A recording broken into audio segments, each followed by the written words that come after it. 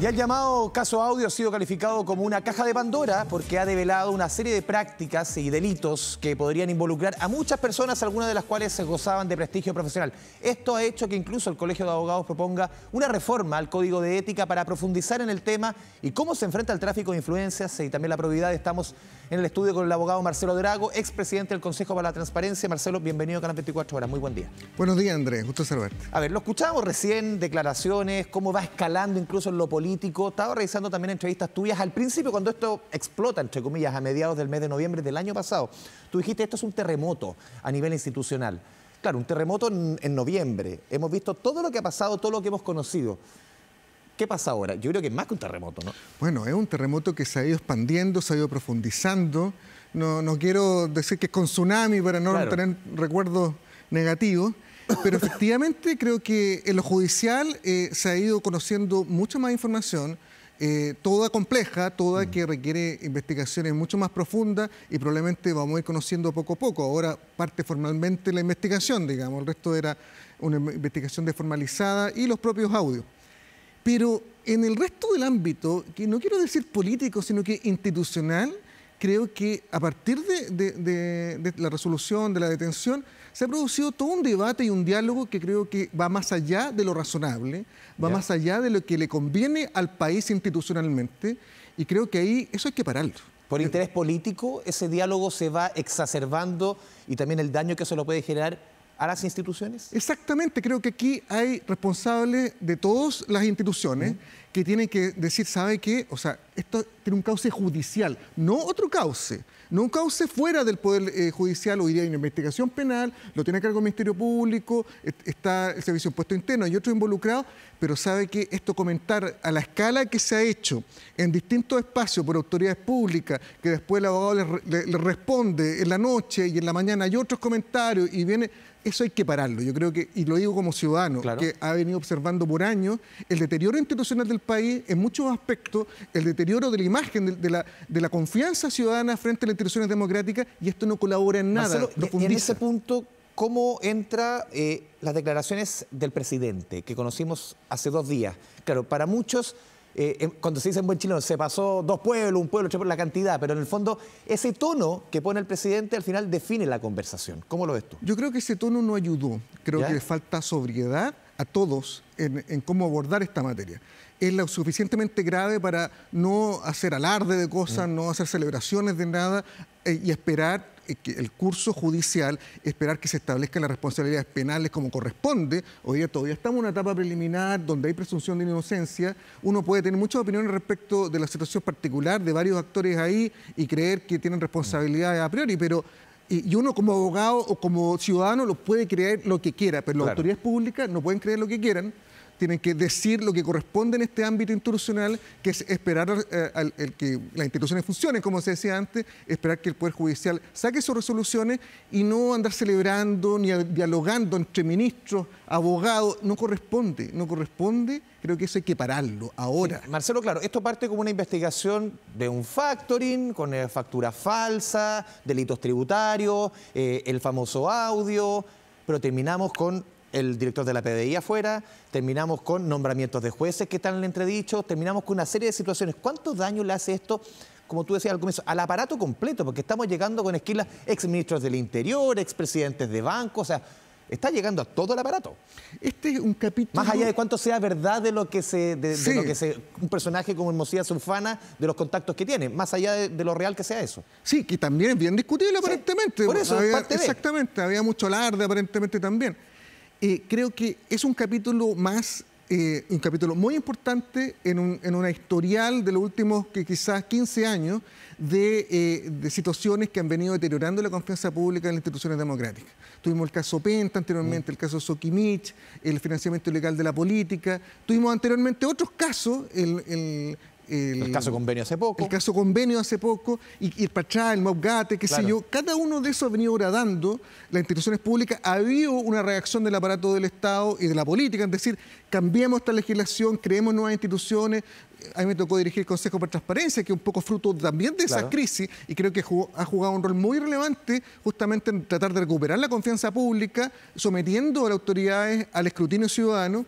Pero esto es un capítulo adicional que involucra muy directamente al Poder Judicial, que no había estado involucrado directamente en otras situaciones en el pasado, y que además abarca otro tipo de instituciones, digamos, y provoca un daño significativo. Sí, lo decía también Juan Pablo Hermosilla, y aquí te pido tu opinión. Él decía, a ver, o sea, no son las mismas palabras, pero un poco, ¿qué tanto nos espantamos del nombramiento de jueces si esto se sabía?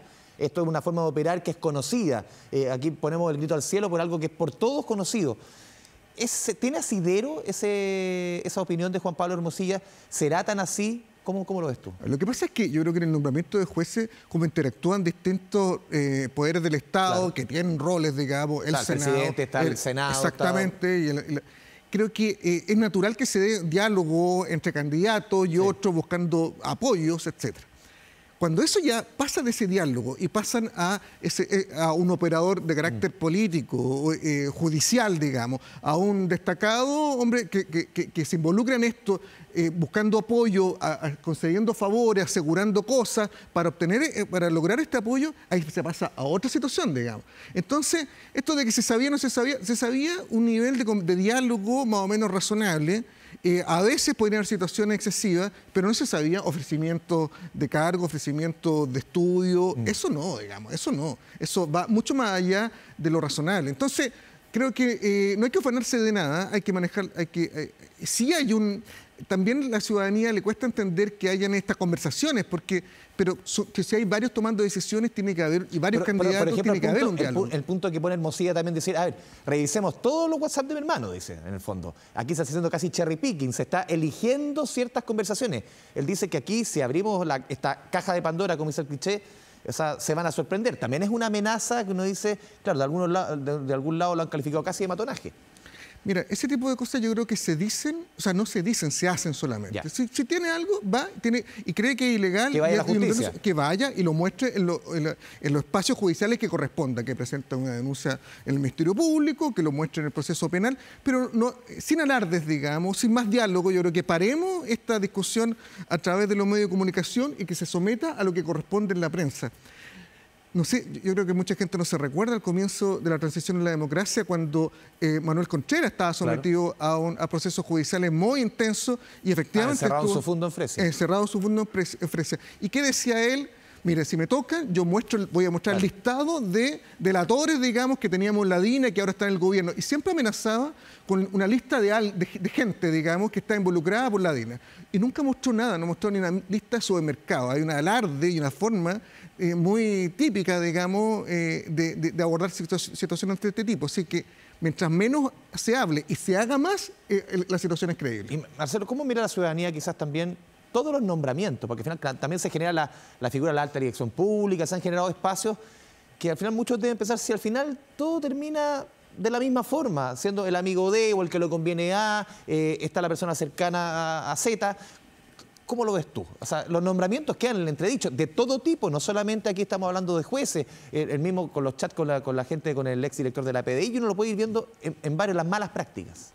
Es que eso es parte, yo creo que deterioro del sistema político en general, fruto de una fragmentación muy profunda, fruto de que los partidos políticos están jugando un rol muy... ¿Pero esto siempre fue? ¿Ahora lo sabemos? No, yo creo que se ha ido agudizando. Yo creo que antes había, efectivamente... ¿Era más tímido quizás antes? No, antes era más simple, habían dos bloques, era más transparente de alguna forma en el sentido, miren, estos bloques quieren apoyar esto otro, y se acabó el diálogo, digamos. Y se nombraban rápidamente, y las personas no era este festival, todas eran más o menos destacadas. Recordemos nombramientos del Banco Central, porque se suponía con las instancias que se van creando, supone que esto debiese ser más transparente, pero uno siente que se hizo más opaco. Se hizo más opaco en algunos ámbitos. Mira, en alta dirección pública, por ejemplo, yo creo que se logró un nivel técnico superior de la gente que era nombrado, se logró un nivel de transparencia un poco superior, pero claramente la última decisión siempre es política y ahí siempre puede ser cuestionada, digamos. O un montón de concursos que se dejan sin efecto, se dejan desiertos, y uno dice, oiga, aquí sencillamente no quisieron nombrar a nadie, todos calificadísimos, porque no estaba el que la autoridad quería nombrar porque era más cercano, digamos. Entonces, son procesos que tienen sus puntos débiles, puntos ciegos, y que terminan dañando después la credibilidad del sistema completo, a pesar de que yo diría que el 90% de los nombramientos de alta dirección pública están bien nombrados, y así en muchos ámbitos el sistema funciona, digamos, pero después ese porcentaje pequeño termina dañando todo.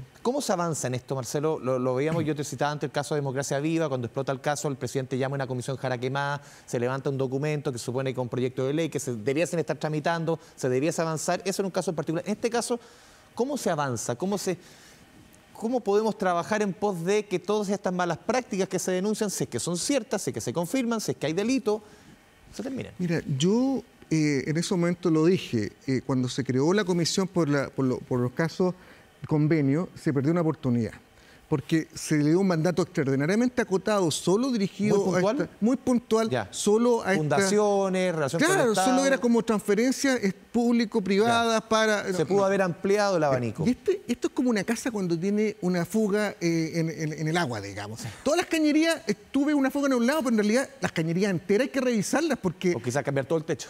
Claro, porque si tienes una fuga en un lado, lo más probable es que en otro también lo tengas. Entonces, cada vez que detectas una fuga es una señal del sistema completo y tú te tienes que centrar en analizar todo lo que está funcionando mal y encauzarlo y aprovechar la voluntad política que se logra por estas crisis para encauzarlas correctamente en reformas que favorezcan estas situaciones.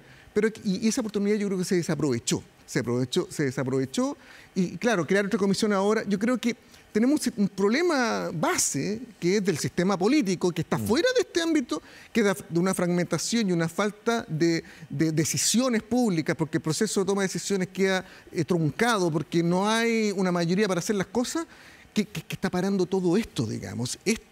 Decisiones de carácter económico, decisiones en muchos ámbitos, y ahí tenemos un problema que hay que solucionar, que es de base, que es abordar verdaderamente lo del sistema político, y a partir de eso podemos pensar en el resto de las soluciones. Sí.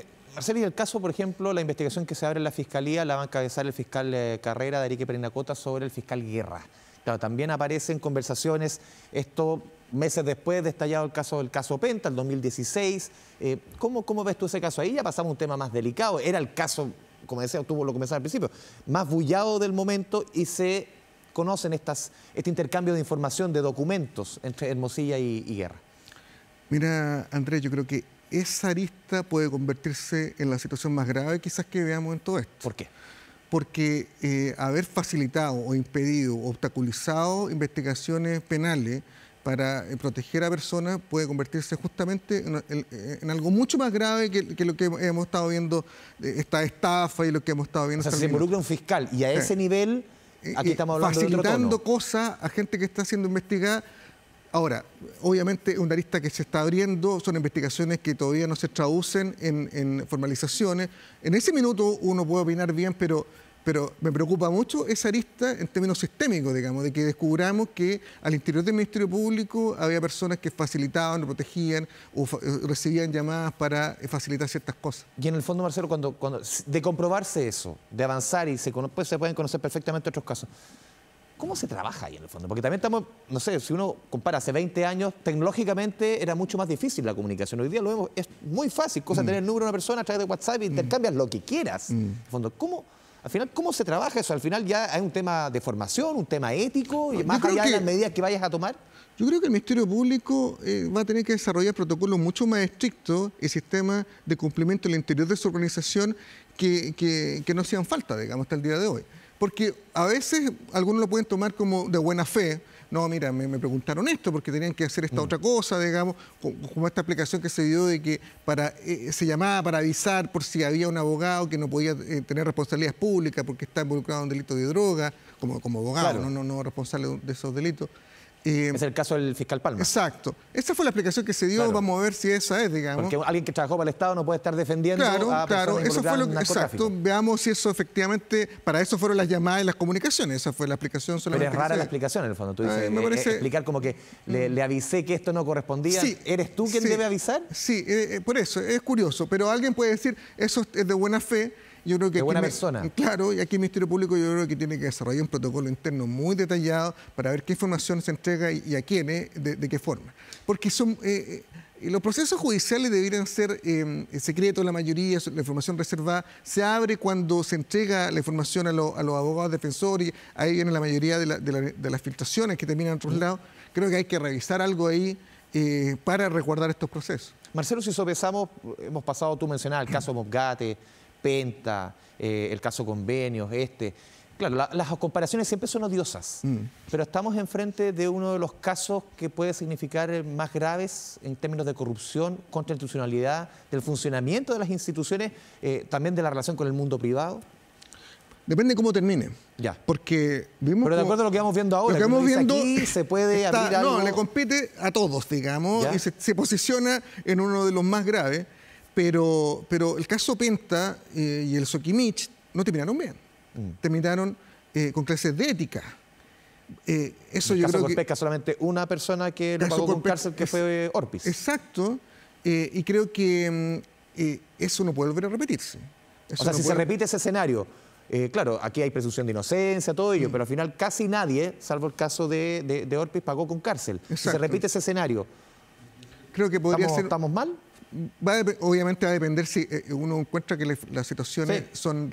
existen los reproches y las pruebas. Lo que pasa es que en ese momento se utilizaron sistemas alternativos para... Y estando los antecedentes ahí, que son legales, sistemas para resolver la causa penal de forma perfectamente... Pero en el fondo la ciudadanía tiene la sensación de que aquí a estos tipos nadie los toca. Pero sí, yo creo que... y de alguna forma eso se validó, digamos. Creo que no puede pasar esto acá.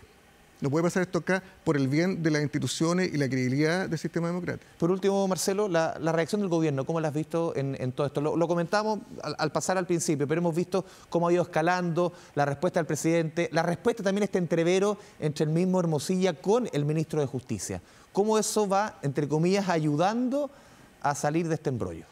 Creo que, también un poquito lo decíamos al comienzo, eso tiene que parar. No corresponde. Esos diálogos, ministros, abogados, defensores, presidente y otros involucrados, no, paremos. Esto, lo único que tienen que hacer la autoridad del gobierno es decir, esto tiene cauce judicial, esto se ventila en los tribunales y se resuelve ahí.